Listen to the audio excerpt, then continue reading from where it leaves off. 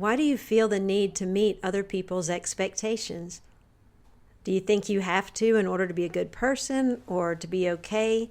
But no matter how hard you try, you still end up feeling like you don't measure up? This is why expectations ruin relationships.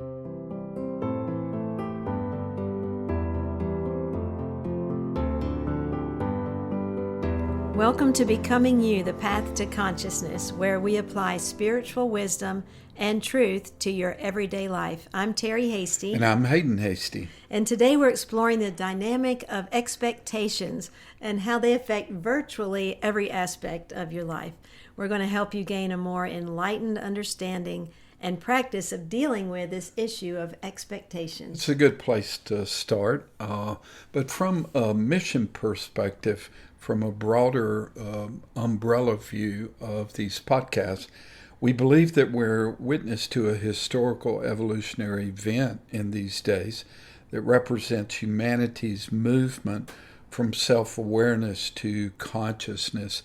Essentially, it's about moving from the mental human being to the spiritual human being. But it's a movement that we believe that is not going to be about the institutions or politics, but is a movement that is predicated around individual transformation through spiritual realization. And that's our mission, to help you and guide you into a greater understanding of your existence and purpose. And I might add that as all of us continue to move through this difficult period of compression and destruction here in the United States, as we move into 2026, the time is ripe to begin to increase our wisdom and understanding of how things work, of how we work from the inside out and not the outside in, because until we do, we're only going to keep repeating the same old cycle. So it's not the outside of us that has to change to create the world that we want. It's the inside of us. And that's what our podcasts are all about. The path to consciousness, and quietly going about the business of transforming your life. But you want to get into this expectation thing? Well, no better time than the holiday season to explore the dynamic of expectations. I'm just going to go ahead and ask, did any of you listening have any experience over the last month of feeling dismissed or disrespected or criticized or even pressured, to feel a certain way or do something or be somewhere that maybe you didn't even want to be? That's what we're talking about by expectations. And Haydn, I could ask you, and I know what your answer would be, and I'm going to share how I expectationed somebody in our family, just as an example of how it works, why it works, and then how to stop doing that to one another. And gaining an enlightened understanding of this issue. It's a good place to start here at the end of the holidays. So Haydn and I, we have 4 children. They're all married, and they have their own children. So each of them have other families to consider and to coordinate with for their holidays. And one of our daughters and I, we were talking about all the expectations we were aware of just in our family. And nothing catastrophic, but it's, how it is. It's just the expectation it's just difficult to manage. that you be everywhere at the same time.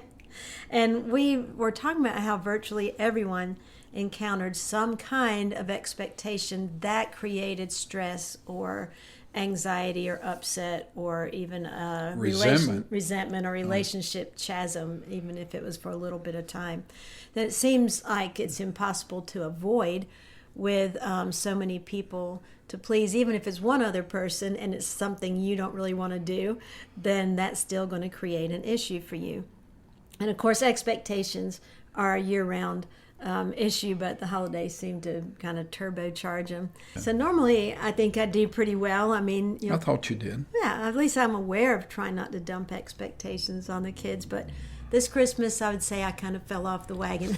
Well, to me, it wasn't that big of a deal, but it did remind me that every single one of us deals with this issue of expectations, our expectations of others and others' expectations of us. It's not just around Christmas, although, like I said, it does tend to get turbocharged there. Well, I think that underneath my expectation is this underlying feeling that things should be fair. If things are fair, then I'm as loved as the other person, or in this case, the other people. And, as I'm saying it, the other families involved. as I'm saying it out loud, it sounds really silly and childish, and I know better, but it still happens. Well, that's part of this path of a more conscious life. We have to embrace both those aspects of ourselves. Part of the interest that I have in discussing this is, which I know you're going to talk about in a second, a little more specifics about what upset you, is from this broader perspective, because until you understand the whole, you cannot understand the part. And so how this affects our entire component of what we call the triangle of mind, body, and emotion becomes really important, of not just understanding the part, but also the whole. Because there's no such thing as a physiological reaction without an emotional response, we need to understand how deeply we are affected by our unconscious behaviors, which we all practice. But over time it becomes addictive and circular, meaning that unless something new is introduced into that framework, it's just going to keep repeating itself. And if I have a negative thought, then I'm definitely going to have a negative emotion. Like if I have a negative thought about another person, or even about myself, of course, then I'm going to have a negative feeling in my body and a negative emotion. There's no such thing as a negative thought without a negative physiological reaction and a negative emotional response that follows it, because it's all connected. But let's go ahead and get the consciousness ball rolling in this by saying from the outset that all suffering is self-imposed. All suffering is self-imposed. I think that's a pretty tough one for anybody to get, because it does seem like things are done unto us. Of course, and the mind cannot accept that, because the mind does not look at it that way. It's not my fault. I didn't do this. You made me feel this way, so to speak. Yeah. And the reason we suffer is because we don't understand why things happen the way they do, or even deeper, what the purpose of the event or situation is and is for. And that's a real big part of why we suffer. Yeah, that is so true, and the mind doesn't, and it won't accept that. I always see suffering, well, I try not to, but in my unconscious state, see suffering as having originated from the outside of myself. It's the world, it's other people, it's, the unfairness of things. It's not because I'm creating it or because I'm like underdeveloped in some way. How could it be me? Exactly. I'm a lot better at imposing suffering on myself than you are. And when I do it well. You're much more emotionally stable than I am. But, you can go back in history, and if you take a look at Buddhism, and this isn't new, most people have an understanding of this. The Buddha stated that life is essentially suffering. And while that is certainly nearly everyone's experience, it's not the truth.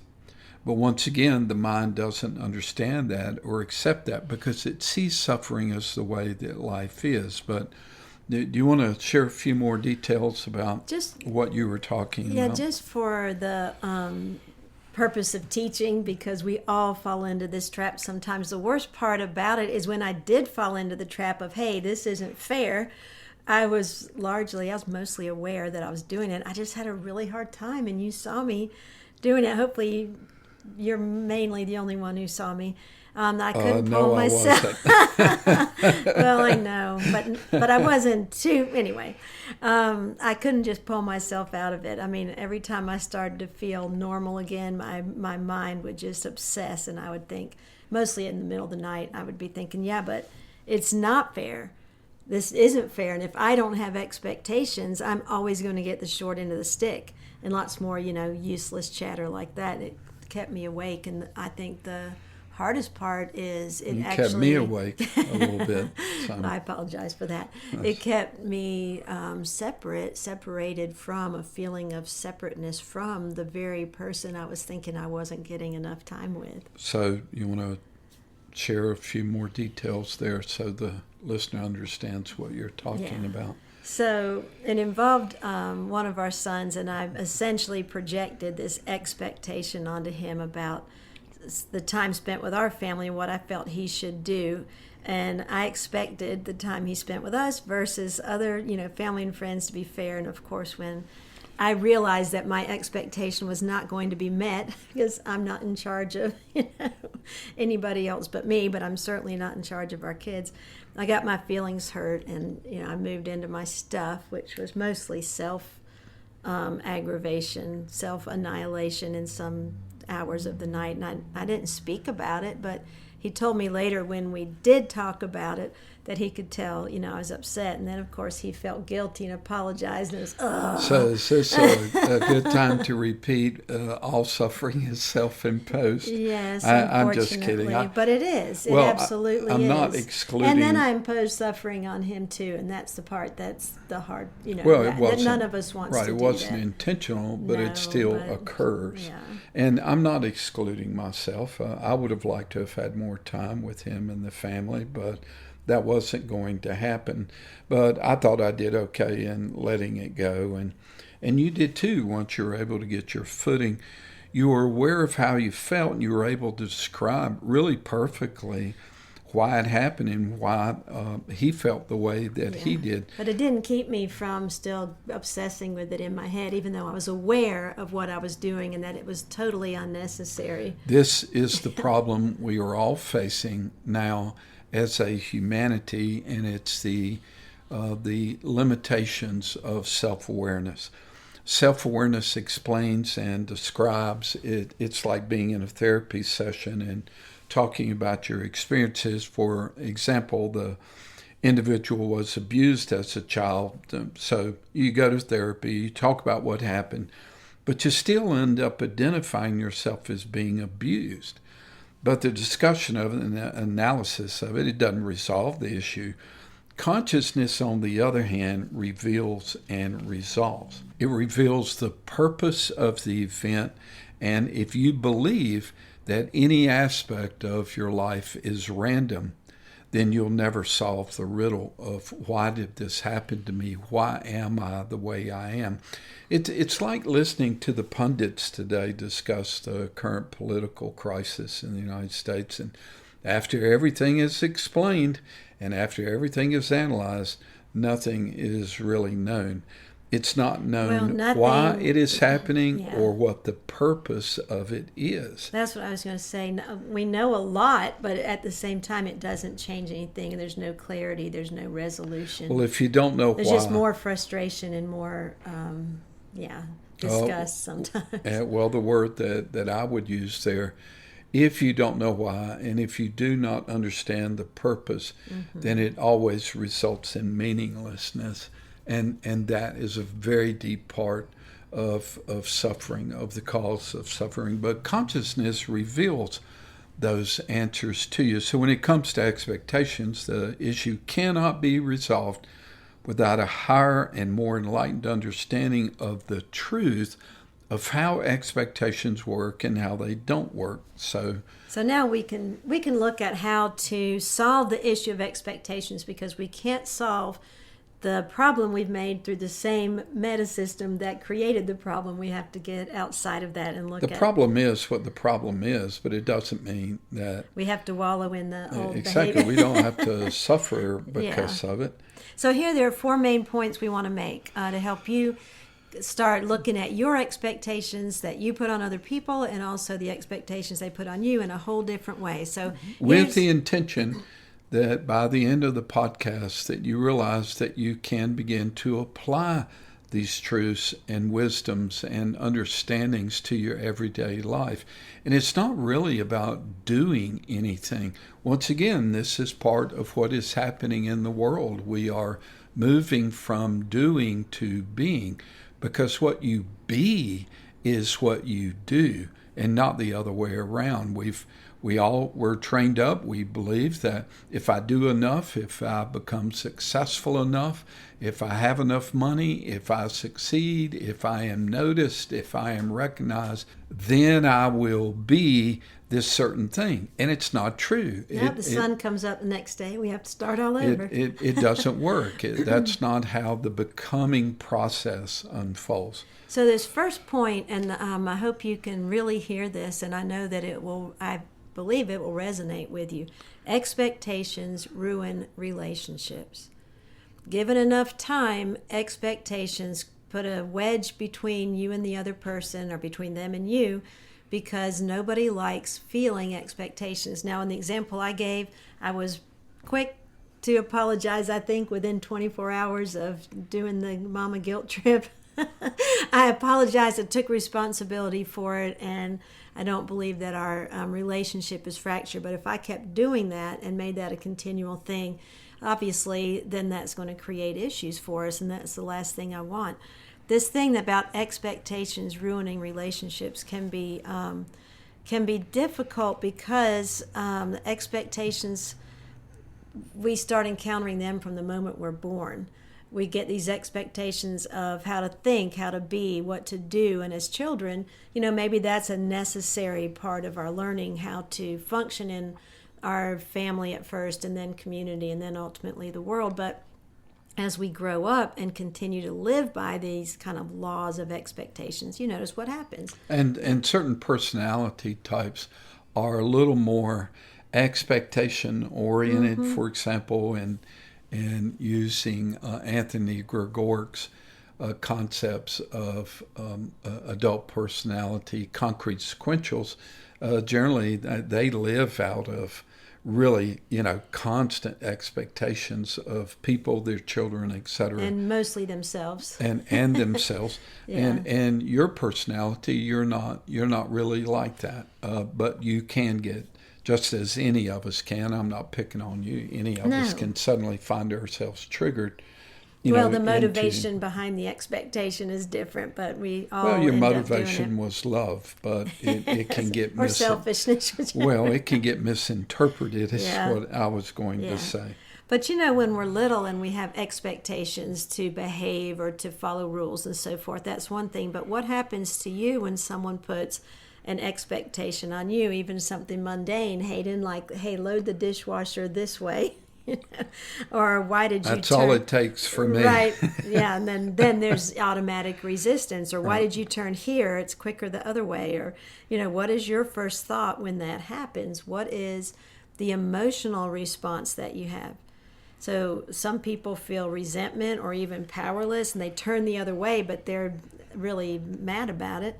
Some people just get angry right away. What is your usual response? Well, every individual has their own unique response to it. Some people will repress and then anger later, but, Those are kind of the dangerous ones. Well, but it's just unique to the individual. I tend to get defensive, like, why do you think your way is better than my way? Because underlying is this, negative thought that maybe I'm not as smart as other people, or maybe I'm not as loved as other people. My first reaction generally when that happens, particularly if my mind interprets it as being really insensitive of someone expecting because once again, going back to Anthony Gregoric's work, I am a dominant concrete random. My first unconscious response is resistance, and then it kind of taps into resentment. Don't tell me what to do, that type of thing. But once I can get my footing again, then I'm okay. Take some of those mundane expectations where I do hear myself say out loud sometimes, don't tell me what to do. But if you add something that's more rooted in control or manipulation, like, well, if you really cared about me, you would, X, Y, Z. And then how do we end up feeling? And that's much deeper, like feeling trapped or frustrated, maybe like a bad person, if you don't meet the other person's expectation. And that's when we really start creating issues and start ruining the relationships. And one's at work, one's at home, but especially the ones we care the most about. That's where we tend to do our craziest stuff and put this kind of guilt-laden expectation on another person. Well, we're at a time in the evolutionary process of self-awareness having been around for 50, 60, 70 years. Not that spirituality and the wisdom of the East, so to speak, has not been around for centuries. It has, but the movement of self-awareness did not really begin until the real early 60s. And so one of the things that can finally be discussed today, that if this had been said, 50 years ago, I don't think it would have been accepted or understood, which is perception is projection. They are simultaneous. So the perception that you have of that person expecting something from you, for example, it is automatic. Whatever that system is, whether it's anger or resentment, it's automatic and is instantly projected back out onto that person. Mm-hmm. Perception is projection. And that's projection. that's how we damage or even ruin the relationship, because I'm projecting my own negativity or my self-worth issues onto the other person, either because they didn't meet my expectation or I'm certainly not going to meet theirs. Right. So the real question is, how do we learn, how do we respond instead of react in this field of expectations? Well, your number one statement, expectations ruin relationships, is a great place to start and to understand that. But, for me, having been involved in this work for so long, the way that I would answer those questions is by understanding that the answers that we're seeking are not going to be found in the same place that the problem was created.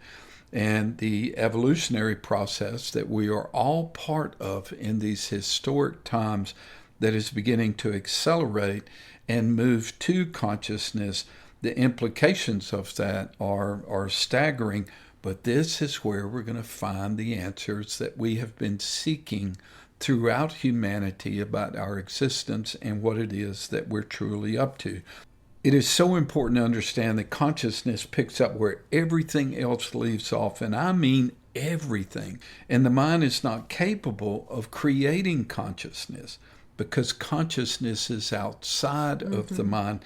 But and it can learn even of it. medicine knows that consciousness is outside of the mind. It is not part of the brain structure. The brain cannot create consciousness, but the brain and the mind can learn of consciousness, organize it, and learn how to literally, as time goes by, as one, for example, adopts a certain kind of yoga in their life, the mind can learn to subordinate itself to that conscious understanding, that truth, that wisdom, because it finally realizes, my God, I'm so much better off following this than doing what I've been doing for the last 20, 30, 40 years. Wouldn't you say, I know this is true, that the mind is not capable of creating truth. The truth already exists, and the mind just gets to engage with that or organize that or live through that. Well, we think that our truth is the truth.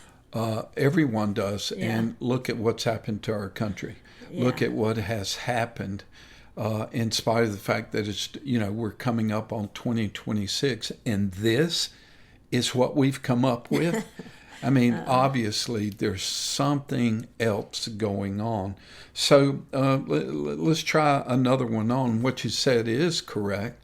The mind cannot create truth because truth existed before you were born. But with that in mind, let's move to the second concept. And so what I want to say here at number 2 is that you were born whole and complete. You are a spark of the divine, of the eternal, of the supreme, or whatever word it is of God, or whatever word it is that you want to use for it, lacking nothing. And I think most people, when I ask them, do you believe that you are a spark of the divine? They say yes, but the very next sentence is, but I'm so flawed in so many ways. Well, we're trained up to see ourselves as sinners, et cetera, and it's all a lie. But in the Bible, it states that you are made in the image of God. in the Shudogya Upanishads, I think it's in the 6th chapter, there's a phrase in there that's mentioned about 9 times, and the phrase in Old Sanskrit says Tat Tvam Asi. And translated from the Old Sanskrit, it means thou art that.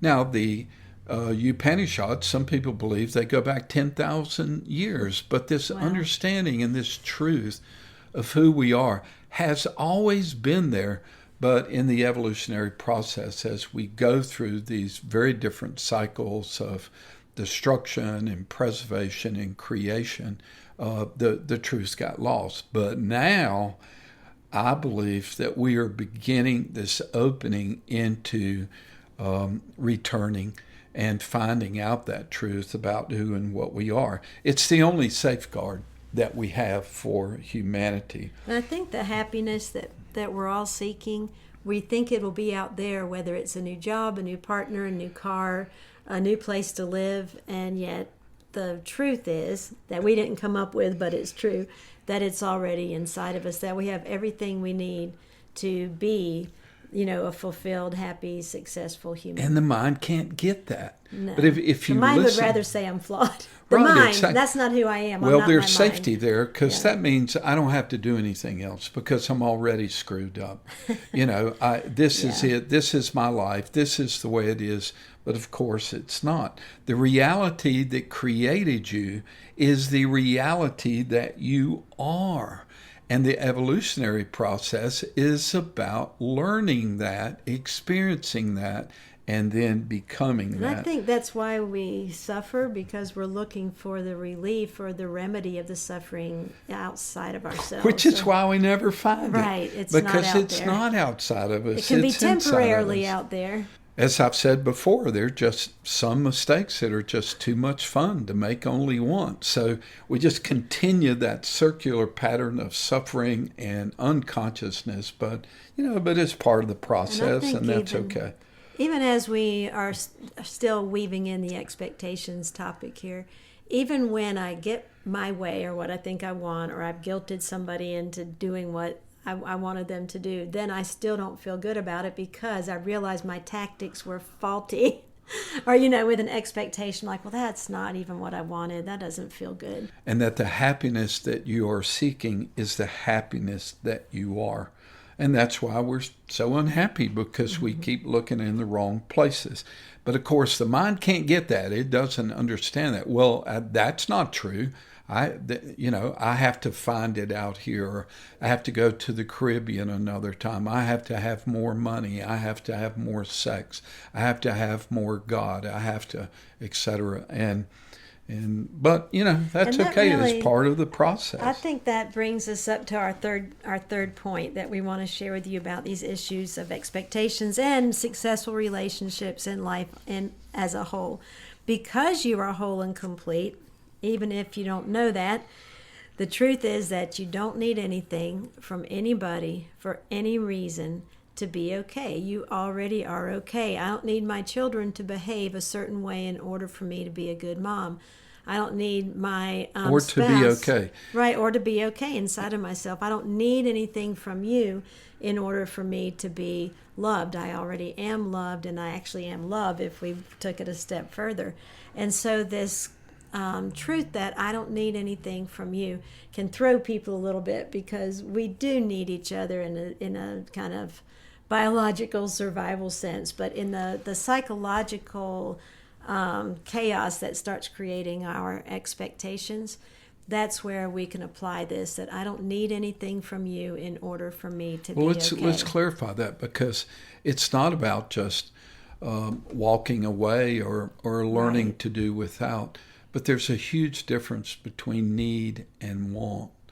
You and I have been married for 34 years, and we got married in the darkness. They were very hard times. But after about 2 or 3 years, I remember I was out of town, came back into town, and I called you. I said, I'm not coming home. Meet me at the restaurant. I have to talk to you. So we were having dinner, and I looked at you, and I told you, and I said, Terry, I don't need you. I want you. I'm never going to leave you. I'm going to be with you for the rest of my life. But we got to get rid of this need stuff. Because I was finding myself, because you did so much to get me back on my feet, to nurture me. And I was finding myself beginning to expect that, that this is the way it's, but I also knew at the time we have to bring that to an end. So we did. And the other side of that is and me you expecting, and you shared with me yeah. that what did you say exactly the next morning? You said, well, I said, I remember this experience of like, well, then what is my role? What is our relationship? And then I woke up the next morning feeling completely free. In other words, if I can give up the expectations, recognize I don't need anything from anybody else, I am whole and complete. Now I'm free to be in actual relationship with you and with the kids and with everyone else. When I give up this feeling that you're going to somehow make me feel okay, or you're going to give me purpose, or my job's going to give me purpose, or anything outside of myself is going to give me. Yeah. This is one of the secrets of relationships. I mean, it has a lot to do with expectations, but the reason another person cannot complete you, why money cannot complete you, why traveling all over the world cannot complete you, is because you were never incomplete in the first place until you decided to play the evolutionary game of getting lost in that struggle of growing up and all of the millions of dynamics that you had to deal with as a little kid. But the truth of who we are gets lost in that process. The evolutionary process, the becoming process, is about remembering that. And that's what I think one of the most challenging parts of this practice, this work, is that it's not about doing. If I can do it, then I know I can, be successful. But this is about being. And everything originates from being, including right. the world. Mm-hmm. So this is why this work is so important, and why it is so important for the individuals to start learning of this different reality of who and what they are. And it's not about being perfect. Like I said, I fell off the wagon for a day over Christmas, day and a half over Christmas, and that's okay. Sri Aurobindo, I love this quote by him, and we'll be referencing him in podcast as we move forward. But he said, through our stumblings, the world is perfected. And I love that. It's like, it's okay. We make mistakes, and then, we take responsibility and move forward. But it is moving from just knowing something to actually being it. And sometimes that happens because we screw up. But that's going to require, and this will be part of the growth that takes place in this next movement of mankind, we are going to gain a more unified perception of how things work, that the imperfection is a tool of the process of perfection, that the wrong is a tool of the right in order to realize itself. So the third concept, and we're going to summarize all of them at the end of the podcast, but the third one is don't need anything from anybody else for any reason in order for you to be okay, in order for you to be your best self, in order for you to be well. It's not up to them to meet your expectations for you to be happy and well, because you just don't need it. So go ahead and stop.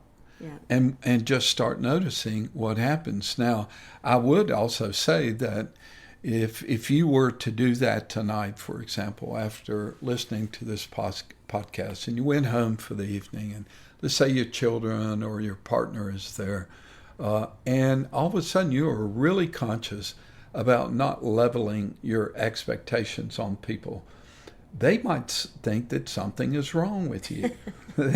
They'll go, hey, well, what's going on with Dad? Normally he always criticizes me about this or that or whatever.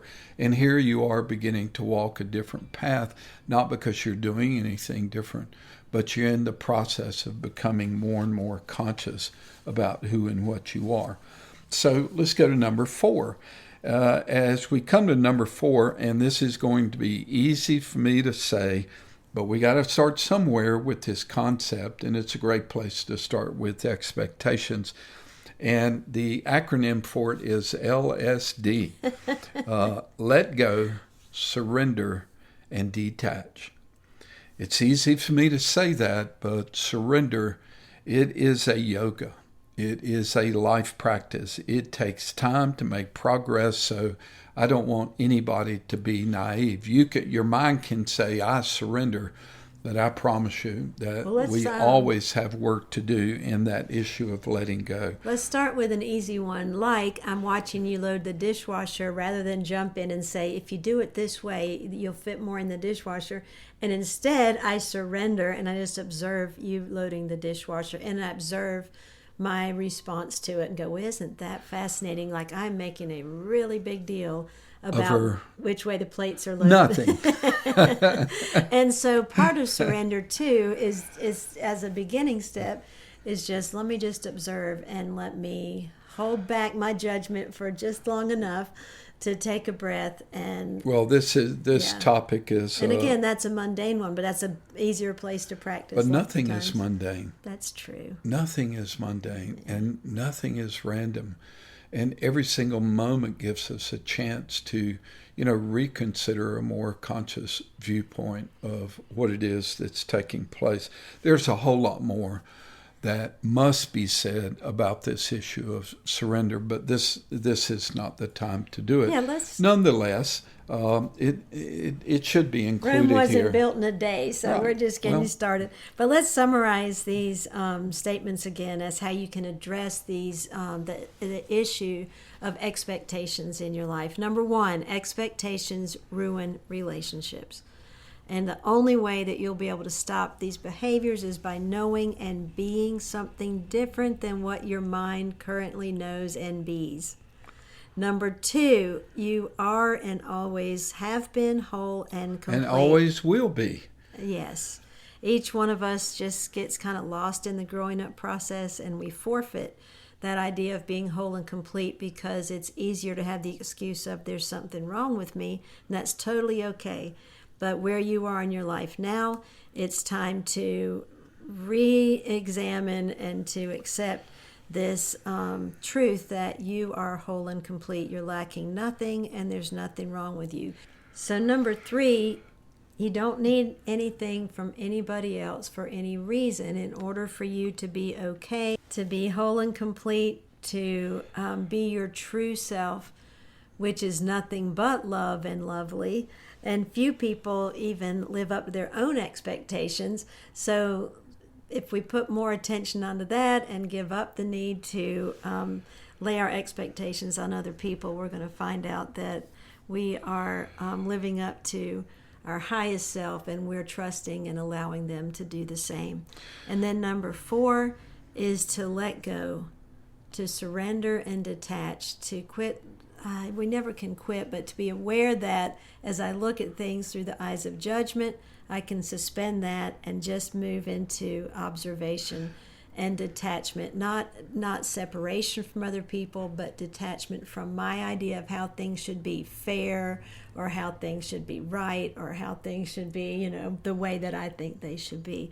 So we have those four main points about how to deal with expectations. So do them, start trying to practice that, today, and notice what happens. And most importantly, notice what happens inside of you.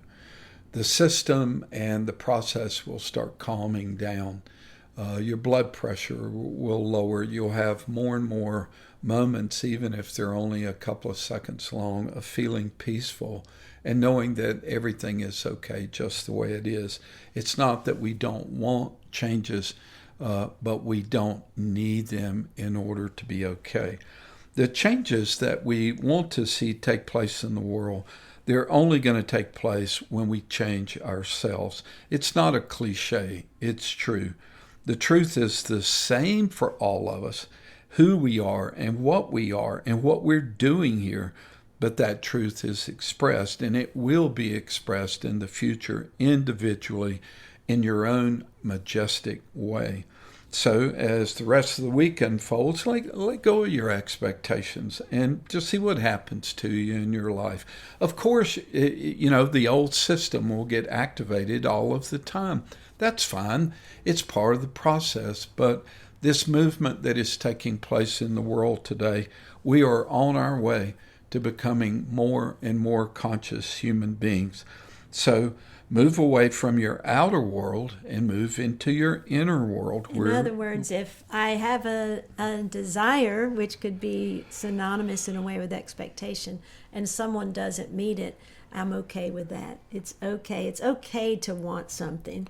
But where we get in trouble is when we insist on it and we then project onto the other person that they didn't measure up, or that I didn't measure up. And so there are, of course, greater and greater truths to every single one of these things that we're talking about. But we're not trying to cram it all in here in one conversation. This is this is a great beginning. Thank you so much for joining us today, and consider joining our private online community at becomingyoujourney.com. And also, please feel free to go to our website, truthspringasheville.com. Asheville is ASHEVILLE, to explore all the resources we have there. We have workshops, we have virtual, face-to-face coaching. We're also conducting a consciousness workshop at the Omega Institute in New York. We're super excited about that. That's going to be fun. July 31st through August 2nd, and you can go to their website at eomega.org.